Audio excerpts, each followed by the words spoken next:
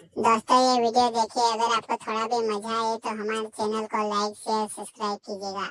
और न ही पैसे वाला। उल्टा वह हर वक्त सिगरेट पीता रहता था और सड़क किनारे बैठकर सुबह से शाम तक भीख मांगता था। तुंग तुंग का पसंदीदा काम था दूसरों के खेतों में जाना और बंदर की तरह पेड़ पर चढ़ जाना, ऊपर पहुंचकर सारे फल तोड़ लेना और फिर जल्दी से भाग जाना। कई बार पेड़ के मालिक ने उसे पकड़ लिया और सुबह 9 बजे से रात 10 बजे तक पीटा, लेकिन तुंग तुंग फिर भी नहीं सुधरा। एक दिन तुंग तुंग एक कोने में खड़ा होकर सिगरेट पी रहा था। तभी उसकी नजर पास के एक खाली बगीचे पर पड़ी। वहाँ एक बहुत बड़ा पेड़ था जिस पर गुलाबी रंग के ढेर सारे पत्ते लगे थे। तुंग तुंग का मन उस पेड़ पर चढ़ने का हुआ। वह धीरे धीरे पेड़ के पास गया और बंदर की तरह चुपचाप उस पर चढ़ गया। ऊपर पहुंचकर वह बहुत खुश हुआ, लेकिन तभी उसकी नजर पेड़ के पास एक कोने में बैठे एक छोटे से पांडा पर पड़ी जो बहुत ही प्यारा था। तुंग तुंग उसे देख ही रहा था कि अचानक उस पांडा ने उसे पेड़ से धक्का दे दिया। तुंग तुंग सीधे नीचे गिरा और बेहोश हो गया। जब उसकी आंखें खुली तो वह एक बिल्कुल अलग ही जगह पर था। वहाँ चारों तरफ सोना, हीरे, महंगी गाड़ियाँ और बड़े बड़े खूबसूरत पेड़ थे। ये सब देखकर तुंग तुंग खुशी से पागल हो गया। वह पेड़ों पर चढ़ने लगा, नाचने लगा, गाने लगा